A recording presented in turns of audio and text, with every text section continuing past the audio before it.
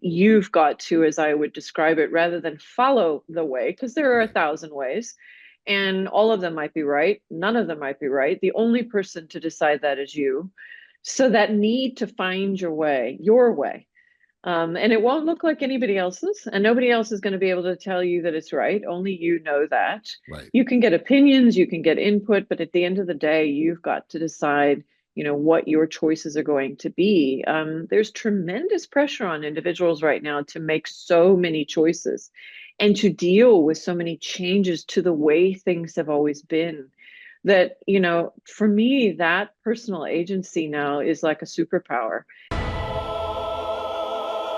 Driven by purpose, fueled by passion, my words got power, my thoughts have action, motivation, stay gracious, that's greatness, be audacious, be audacious. Greetings and salutations. Welcome to the Audacious Living Podcast, where we empower you to live your best audacious life ever.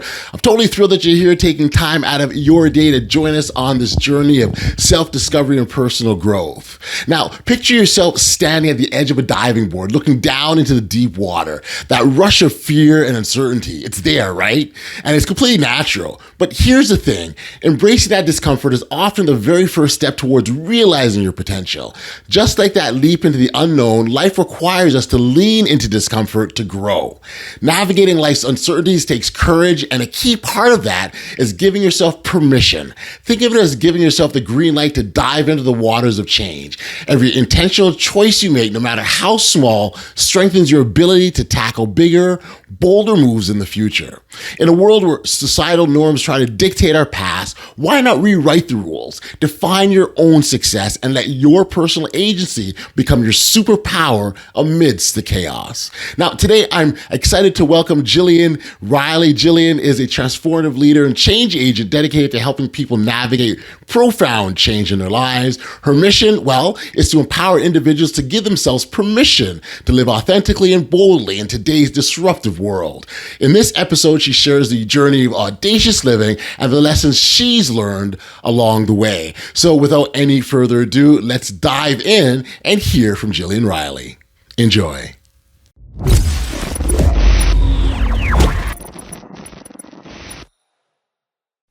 Hey, Jillian, thank you for joining me here today on the Audacious Living Podcast. I appreciate you for taking the time to be here. Thank you.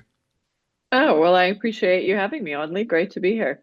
Yeah, I oftentimes talk about how appreciative I am to kind of engage in dialogues that potentially. I mean, I joke sometimes and say, like, we are here having this conversation, and others have the opportunity to eavesdrop on what we're talking about here, and they could potentially take that into their lives and put themselves on a better place. And so, to me, it feels like it's a bit of a blessing to be a part of that process, right? And so, Yeah. very much appreciate it. So, thank you again for helping me sort of fulfill my own personal mission. Oh, wonderful. Well, I mean, with a title like your podcast, how could I possibly say no?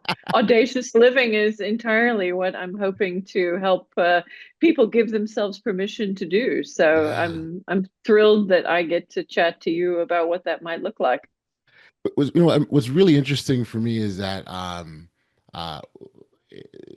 I vividly remember the first time I heard the word audacious, and Mm. I was in a I was like a sort of breakout group, and they were doing this icebreaker session, and they said, "Hey, let's get to know one another," and they had said, come up with a word that describes yourself using the first initial of your name. And Ah. I said, so we were in partners, right? And I had said audio, because my voice was a bit loud. I'm going, I couldn't think of anything at the top. It was like we had a very short. I said audio. That's great. And the person said to me, "You strike me as being audacious." And it was the first time I'd ever heard that word. I Mm. didn't fully know what it meant. I had no idea. Mm. And it just, Mm. so it was one of those things that kind of was in the sort of back of my mind. And then years later, it sort of resurfaced. I go, what is this word? Right? Literally. And then when I start to understand it a bit better, I remember kind of going through this sort of an analysis, kind of my life and how I was, living my life and how I thought I was living my life. And um I could kind of see why it fit, and it made, and actually, and this conversation was probably like 15 years ago when the person said you're audacious, and Mm. it hit me like, oh my gosh, this is kind of what I've been doing, and that kind of set me on a path, and the rest is history. But yeah, just really understanding the way we live our lives, the choices that we make, being bold enough to step into those and own those decisions and choices. That's really what it all, and not being driven by fear. Not to say that fear isn't there, right? But not being driven Right. by that. And so that's kind of been, my journey with the words. It only makes sense I got a podcast about it. I Um, love it. yeah, so I think now, but I'd love to sort of maybe give this opportunity. I mean, maybe I should stop talking and give you an opportunity to introduce yourself to our audience, talk about the work that you do, and what's got you to the point that you're at now. Yeah, well, maybe it was one audacious decision that's gotten me to the point that I'm at now, which was many years ago, when I was 21 years old, to decide to leave Midwestern America and go to South Africa to be a witness of and a part of that country's transition to democracy. I had been raised as a, high performing, straight A, good girl kind of person who was supposed to follow a very conventional path. And suddenly I found the world calling me to go out and try and be a part of something that felt like it had meaning and impact in the world. And so, yeah, I very audaciously told my parents that I was not going to go to law school as they'd expected me to and wanted me to. I was going to go to South Africa. And you can imagine the response to that was everything from confusion to disapproval, certainly. But I felt strongly enough about this choice, even though it was not clear for me exactly how it was going to play out. I knew that that was a decision I wanted to take. So I went to South Africa, and yeah, what was meant to be a sort of 3-month internship turned into a very wonderful career, if you will, sort of starting in South Africa and working on social change, on community-based change, and later organizational change. So yeah, I think in line with some of what you're talking about, some of our boldest and most deeply felt decisions can put our life on a trajectory that maybe we can't fully see from where we're standing. But if we have the confidence and the faith in our own internal drivers, then they can take us to places that, Mm, are really very beautiful. So, yeah, I have spent my most of my career then working in and around Southern Africa and Asia and Eastern Europe, really trying to help people navigate profound change. And I think to do that, sometimes you need a little bit of audacity. You need to tap into that boldness that you're referring to and make some choices and changes that might feel uncomfortable but necessary. right, right. First, I mean, congratulations on making that type of a move, and I say congratulations. I really do believe that. Um, well, first of all, it's not an easy decision to get up and leave home and not know where to No. go with that fear of that, yeah, that to step into the unknown.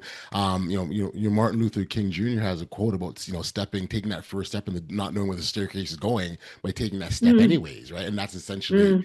what you had done, and because it's something that's not normally takes place, I think it's very much appropriate to acknowledge that was a huge decision that you made, and congratulations for that. So Yeah. you went into what type of work initially?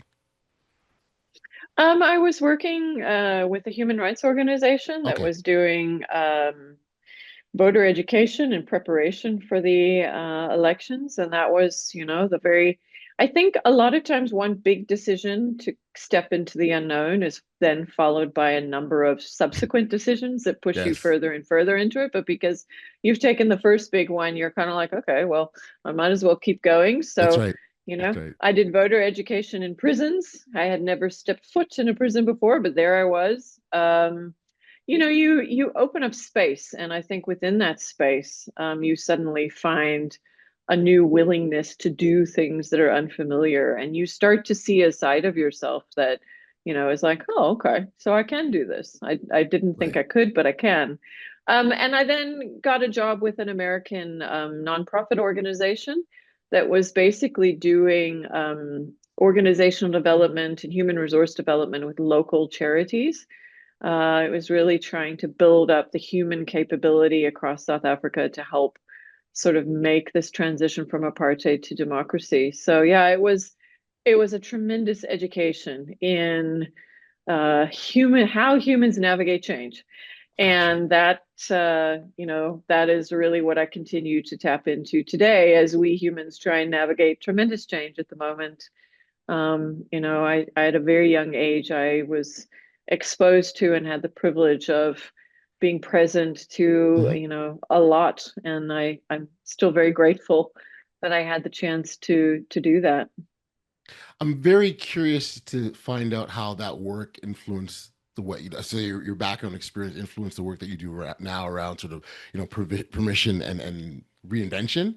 Hmm. So yeah, I'd love to sort of understand how that fits in because it's, it's always, chuckle at sometimes, where we start isn't where we finish or where we end up, right? Hmm. And there's a Hmm. series of pathways and choices and decisions, and like what you said, I already made this first step, I might as well keep going now, kind of a thing. And so yeah, I'd be curious.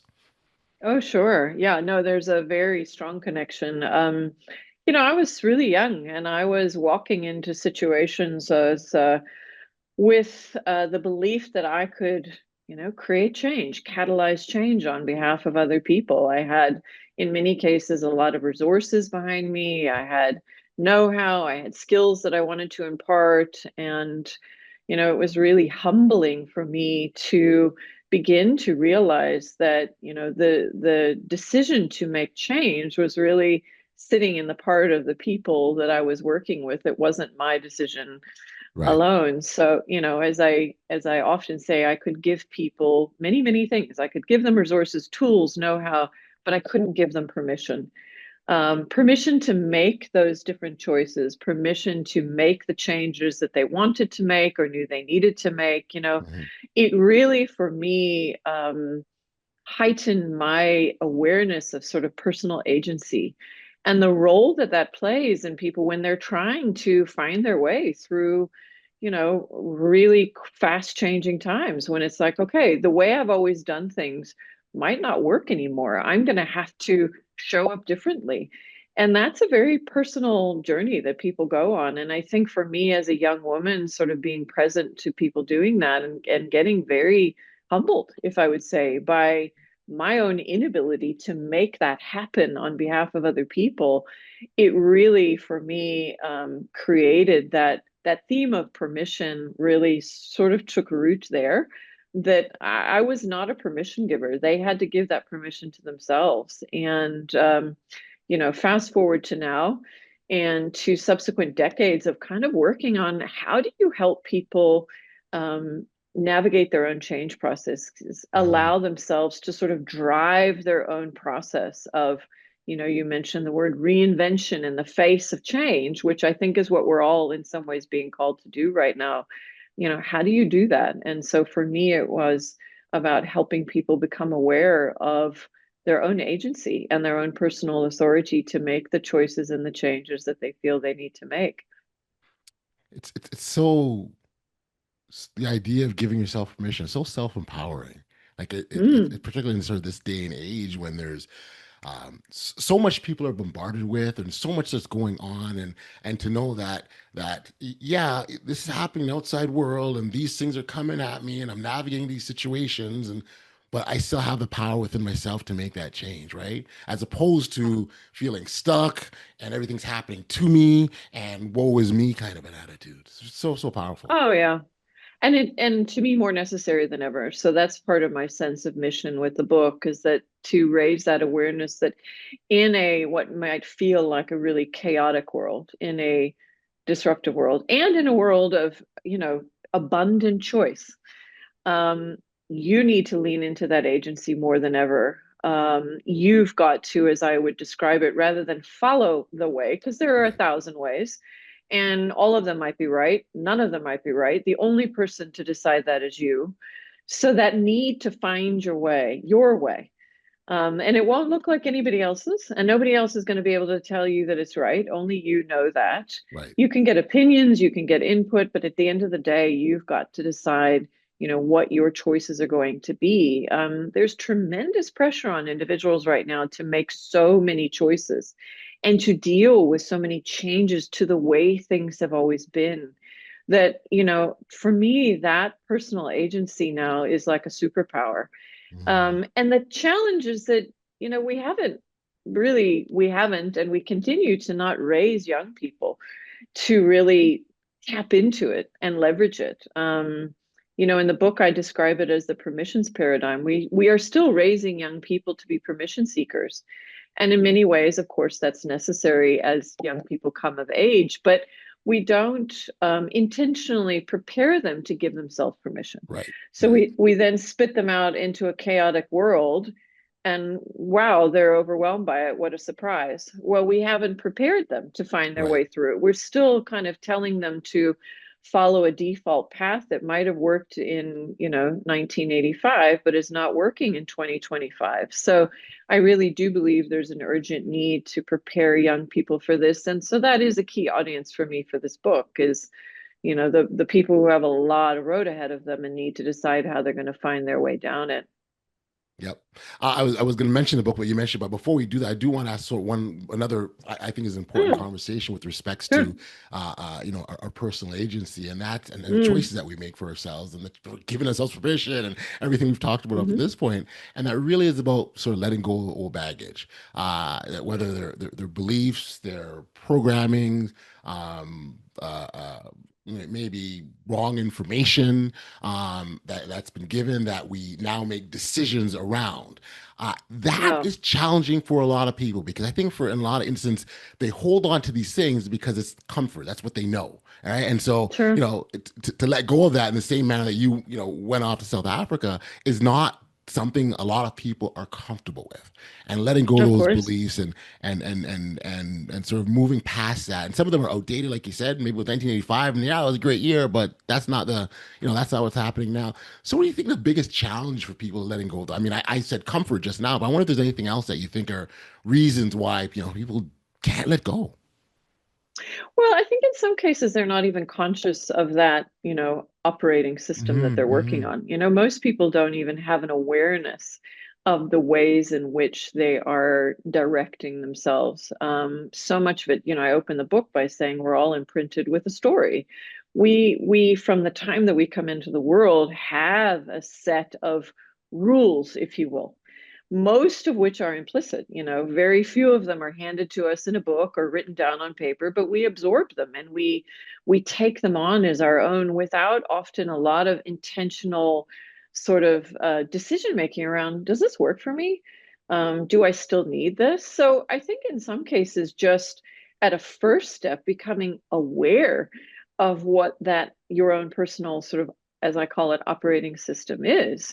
And that's part of my discussion around permission, is to get super aware of sort of, how you are making choices and the ways in which you might feel allowed or not to make the choices that you want to make. So it's very hard to change something if you're not conscious of, how it's playing out in you in the first place. So, a lot of what I'm working on around the 10 permissions is just kind of getting people to kind of become that little bit more self-aware of how they operate, whether it still works for them or not.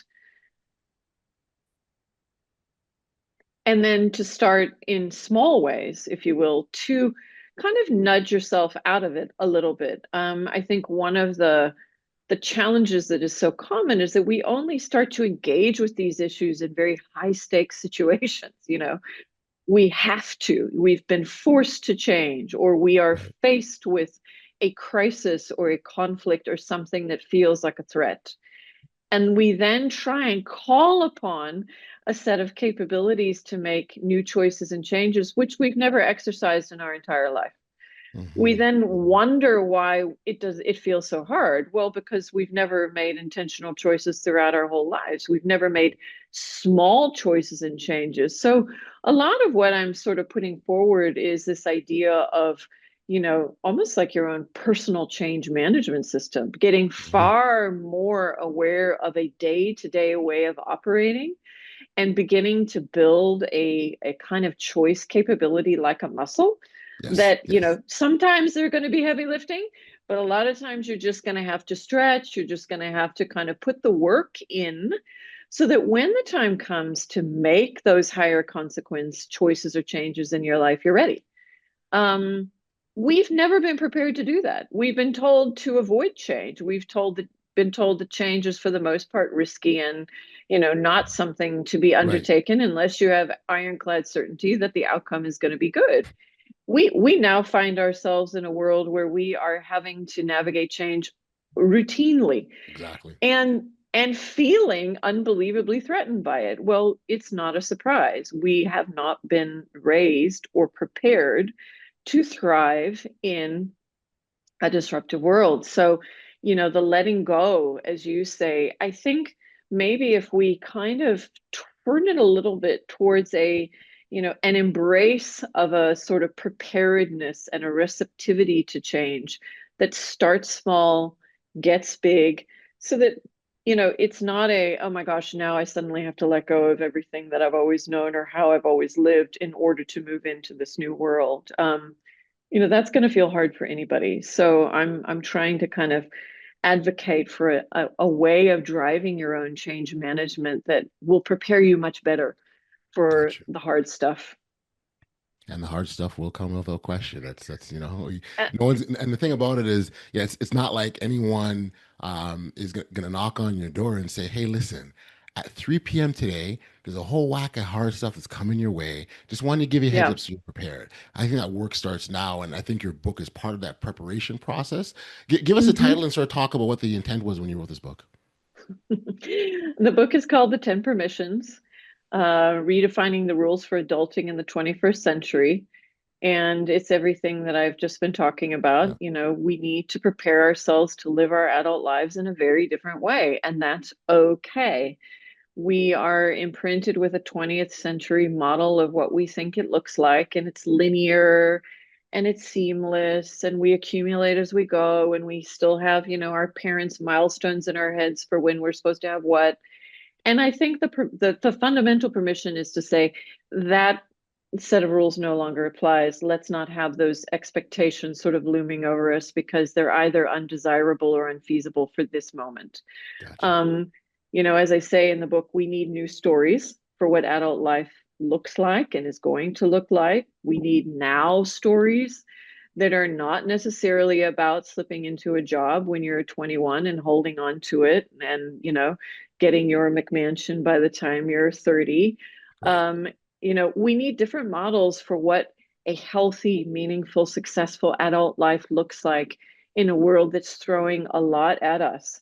And I think what drove me a little bit was not only my own experience, as I've told you, about helping people navigate profound change, but also my own experience of being an adult, being a parent right now, and the kind of shared experience of people around me going, this isn't what I thought I was going to look like at this moment in my life, for better or Mhm. for worse.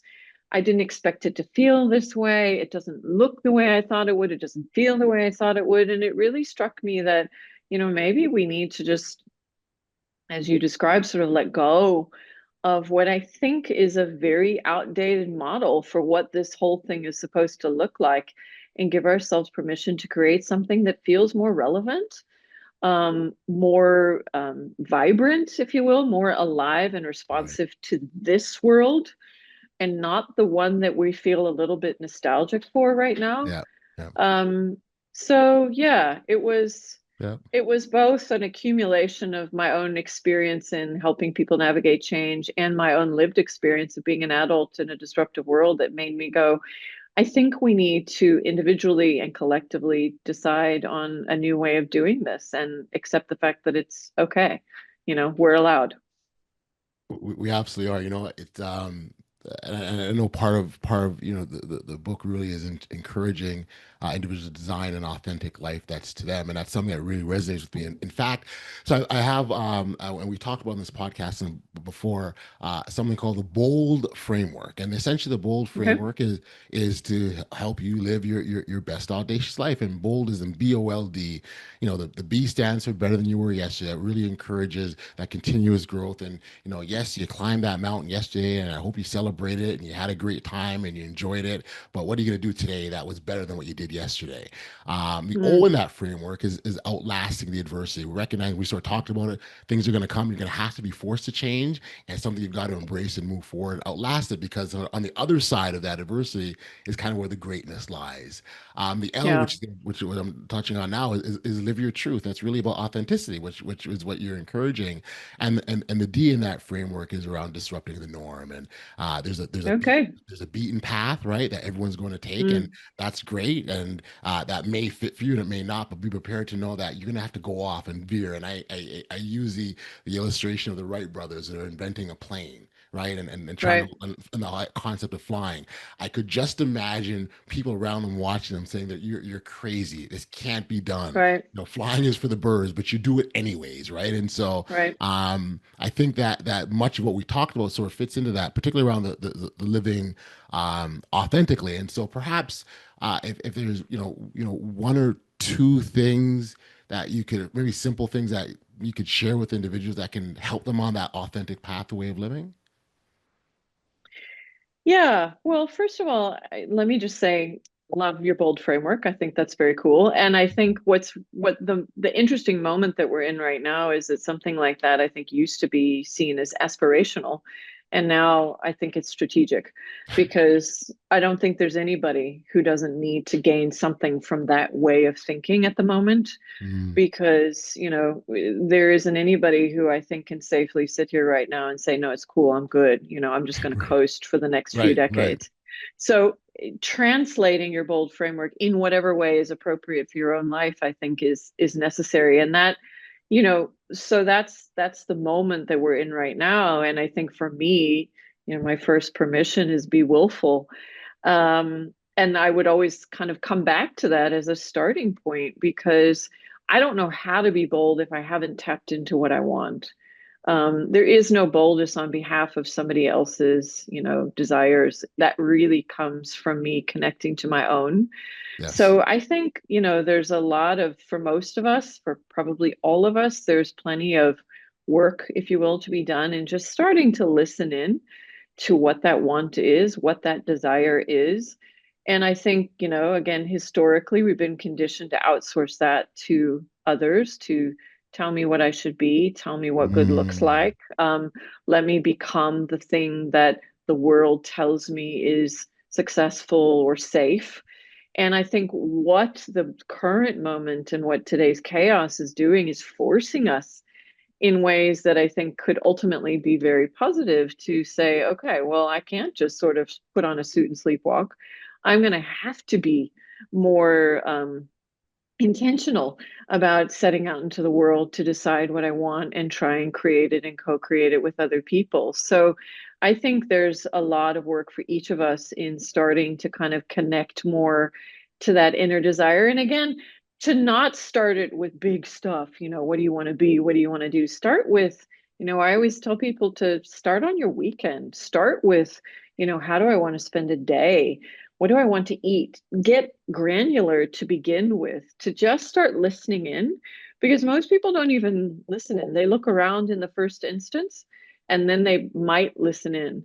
But kind of starting to listen in first and then look around and then listen in again, as a way of mm, sort of saying, is this about me or is this about somebody else? Am I performing on behalf of what I think I should be? Or am yes. I really kind of tapping into my own desire? That for me is foundational in everything. And none of my other permissions, none of them have any relevance. And I don't think, a bold framework makes any sense unless you're willing to listen in to your Yes. own desires and be willing to act on them. And I think the word comes to mind too is important. It fits into this. The C word is courage. You have to have the courage to step Mm, forward and be who you are supposed to be, and that's what really this is all about. Stepping into yourself, and in a world sometimes where we feel is that better. It's like I don't want to be too loud because I might offend other people, or I'm not sure they'll like me if I do this. Shedding those beliefs wherever you got them from. Who cares? Shed them and move forward and step into that. But you need courage to do so. Thoughts or ways or ideas how people develop that courage to step into themselves?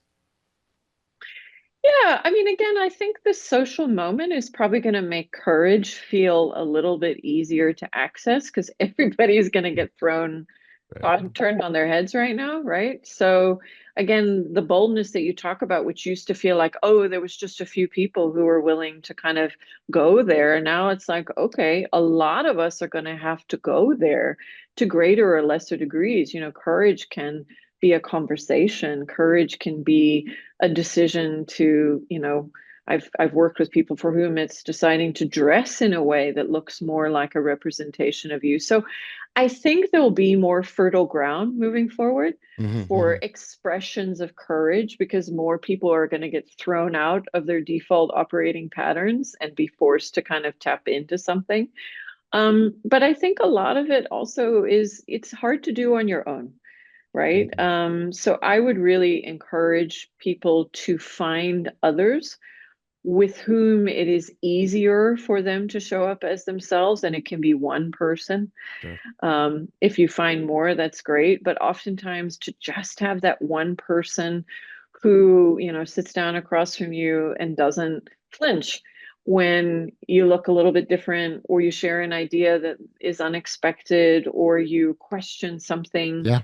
Um, those little reinforcements that you get from your environment do a lot to allow you to keep going. And again, I talk so much about muscle, but build up that muscle to kind of show up to the next person who might be a little bit more kind of, wait, what? But you've you know built up a little bit of that courage through a supportive network of people. And I would also encourage people to step out of their daily space. I think exposing yourself to new places Yeah. reminds you Mhm. that whatever it is that you think is the norm, somebody else has a very different take on what the normal is, right? Moving into new spaces, trying new things is a constant reminder that, you know, whatever we think, you know, our status quo is constructed, and therefore it can be deconstructed. Um, Everything is a choice. This is potentially more malleable than we allow ourselves to think it is. So, you know, it's when we get sort of small and stuck into a daily set of choices and spaces and people that it often feels impossible to do anything different. The more that we physically expose ourselves to different things and people, the more we kind of go, huh, okay, maybe there's more space here for me to stretch out than I originally imagined. Mm. You know, the sort of piece around I love the idea of stretching ourselves first and foremost. I think it's a wonderful thing to be able to do. Mm, But again, when it comes to change, and it's that shedding probably, and we've talked about already, but that shedding process is so important. And again, I think that oftentimes is the biggest obstacle or biggest hurdle for people. And I really do believe that if we can figure that piece out, right? Figure mm. that piece out, that can sort of, oh, like I get the image of the dominoes, right? It just sort of puts other things all in motion. And again, to an earlier point we made about, well, hey, you moved to South Africa. I'm here now. Might as well keep going, right? Right. And that creates something called momentum, which I absolutely love to talk about, like the Hmm. momentum of, okay, now we're going, now we got the rhythm going, now we're on our pathway. I think that's a real key in part in all this process. Yeah, I mean, when you talk about shedding, you know, my mind immediately goes to loss. So that's Okay. part of the issue is that most people experience change as loss. So they're losing some element of their understanding of how the world works, how they show up in it, what their space is, what their place is. It feels unsafe to Hmm. some extent. So some of what I think we're talking about is beginning to create more space in which you Yes. feel safe. So it's not sort of, it's realizing when you're in a different space, you're still safe there. Um, so, for me, and part of what I talk about in the book is that you can't think your way there. You've got to act your way to it. And that's how you create that momentum and that velocity that you're talking about. So I really kind of encourage people to try and stay out of their heads too much and drop into their bodies of just experiencing new things. Right. Um, and the experience there is to begin to choose discomfort, if you will, or Yes. unfamiliarity, Yes. begin to realize that, oh, that's okay. Either I can not like this and I'm still going to be okay. I can feel awkward. I can feel uncomfortable. I can feel like an idiot, but I'm still okay. And that's the space in which you stretch out your definition or your understanding of what safety feels like. For many of Right. us, because we've lived very staid and structured lives, we believe that our safety is incumbent upon maintaining the current set of circumstances. But the Mm-hmm. more that you sort of move into different spaces, the more you're like, okay, you know, and key in that is decoupling discomfort from danger, and beginning to discern better, sort of, is this Right. dangerous? Is this a threat, or am I just feeling weird because I haven't been here before? Obviously, if it's genuinely dangerous, you don't want to be there. For the most part, many of us think that discomfort is danger.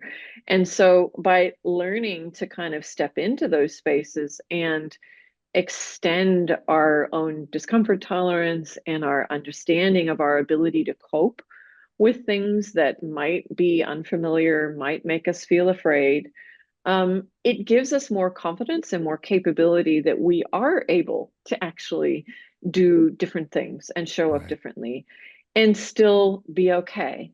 Yep. And that's day-to-day work, that or That's right. week to week at the very least. That Yep. is Yep. not, one big choice that you make. And that's obviously what I see a lot of, is people sort of believe that it's going to be on myself, myself, myself. I make a huge choice. And then yeah, I world quit my changes. job, Yeah. Yeah. Yeah. and then they get to the other side of that big choice and they're still the same person. They just sort of executed one, you know, huge, fantastic move. So I think, again, it's about a daily intentional practice of sort of being conscious of how you're operating and nudging yourself a little bit beyond, rather than, Love it. waiting for one massive stretch that's going to create a new set of conditions.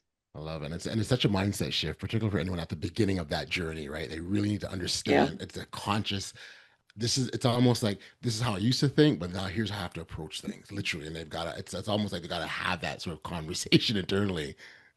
I talk in the book quite a lot about self-talk. I'm a huge Mm, fan of it. mm. Oh It's yeah. just a sign of self-awareness, Yes. be in conversation with yourself because you are observing yourself. You are in a heightened state of awareness about, okay, Jill, I'm here. I feel weird. Yeah. This is uncomfortable for me. All right, let me scan my environment, work out if there's any real danger here, if I feel like I need to get out.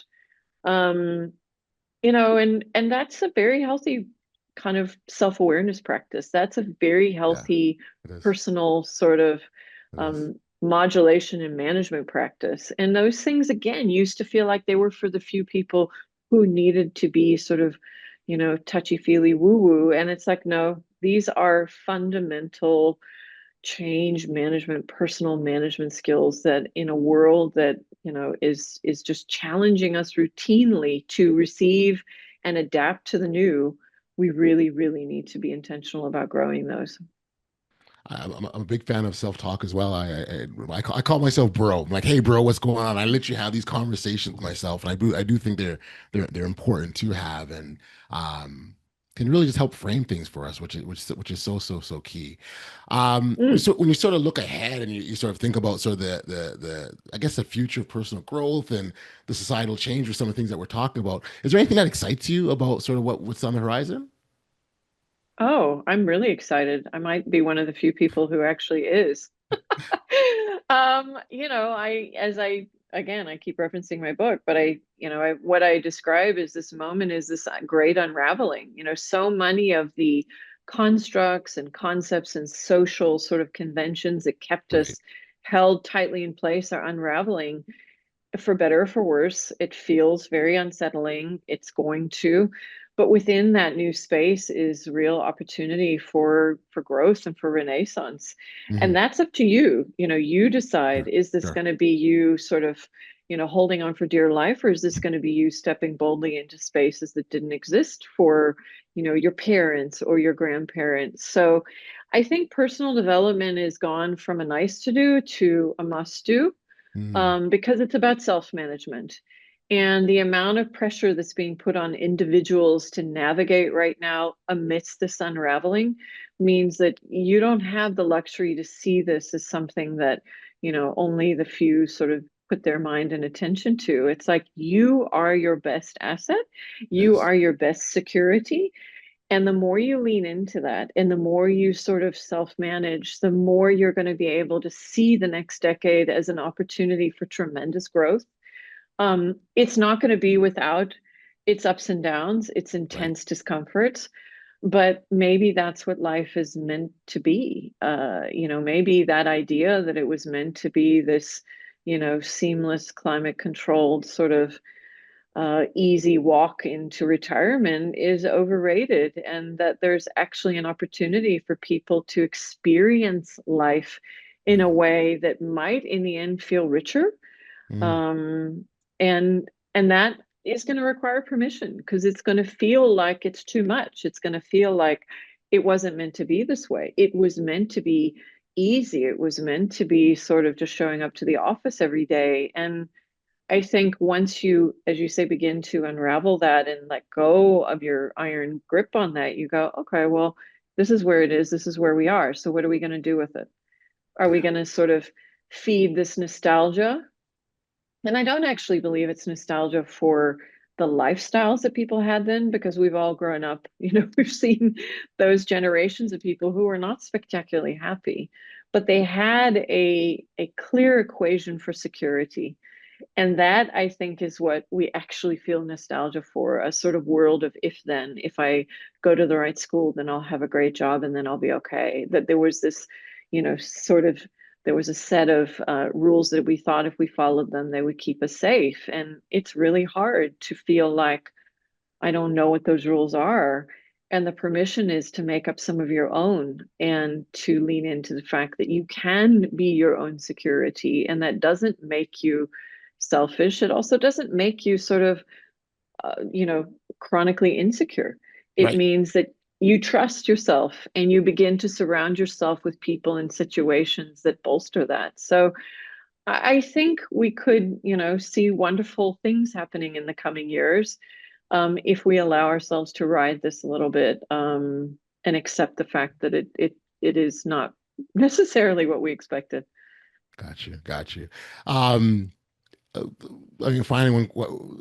And so, first off, Jillian, it's been a wonderful conversation. I really enjoyed the insights you've shared today, and really bang on. I think this is I think this is a perfect podcast to have this type of discussion. And so, you fit was a very Yeah, nice fit. perfect. I knew that Thank from you. the onset.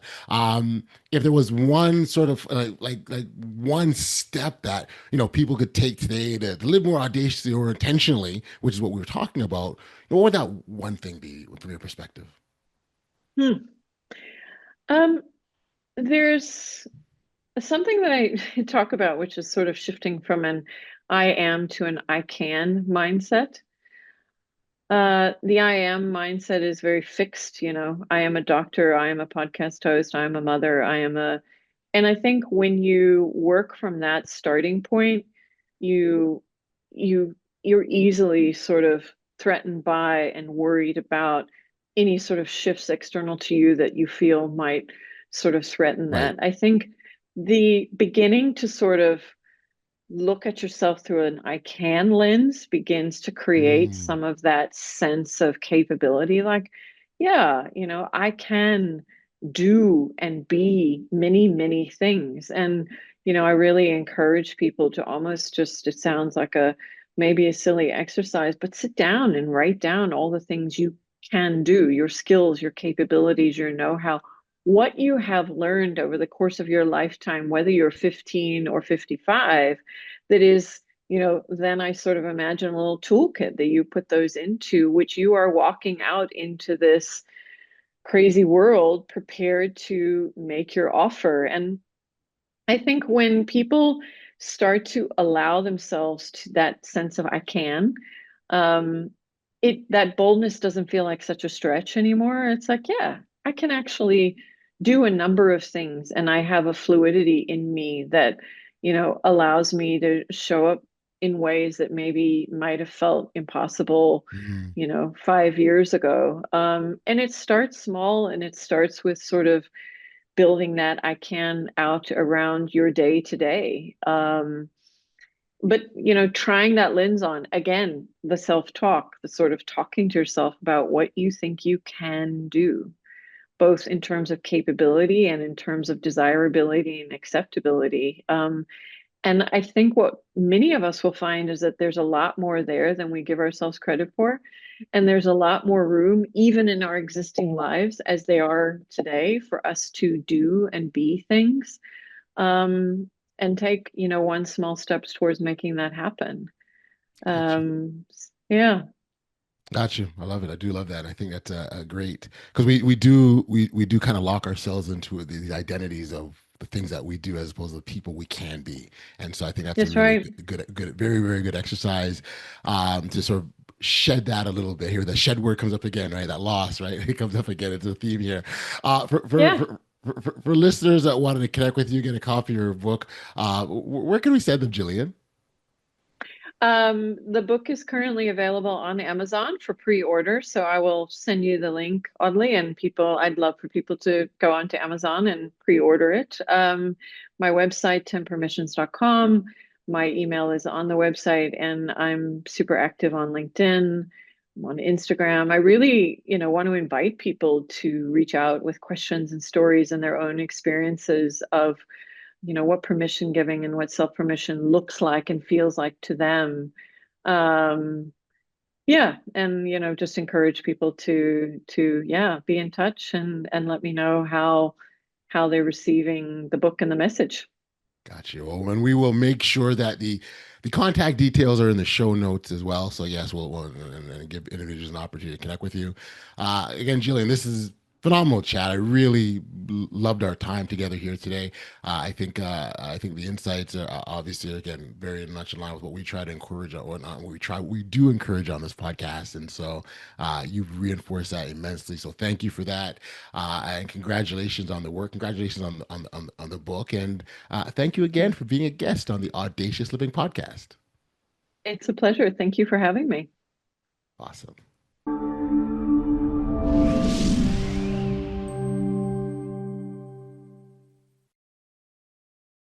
Back we are from the podcast. And I got to tell you, it was an enlightening conversation with Jillian. One point that really stood out was her focus on self-permission. She explained beautifully how giving ourselves a right to make choices, even in uncertain times, can be a game changer in taking bold steps towards our goals. What I loved about this interview with Jillian was just her candidness overall about about her own journey and hearing how she embraced discomfort, made audacious choices like moving to South Africa and ultimately redefined her path. It's really inspiring. Her perspective on personal agency as a superpower resonates deeply, especially in today's chaotic world. It's a powerful reminder that no matter the circumstances, we have the ability to shape our own destinies. I would encourage you to connect with Jillian directly or check out her books, The 10 Permissions. Very, very insightful stuff like we talked about.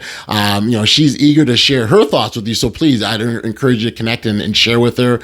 She'd love to hear around about your experiences around self-permission and personal growth. And again, very, very insightful. Her book is The 10 Permissions, and 10permissions.ca is her website. We'll include that in the show notes. And again, I encourage you to pick up your copy. Now, as we wrap up today's episode, remember the diving board analogy, right?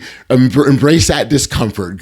Grant yourself permission to leap and redefine your own rules for success. Life is an adventure, and every small, intentional choice strengthens your ability to navigate the deep waters ahead.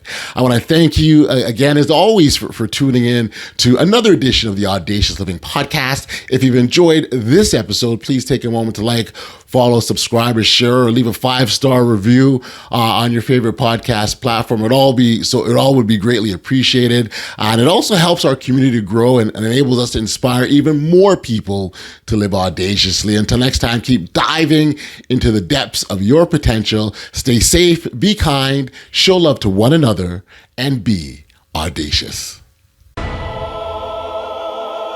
Driven by purpose, fueled by passion. My words got power, my thoughts have action. Motivation, stay gracious.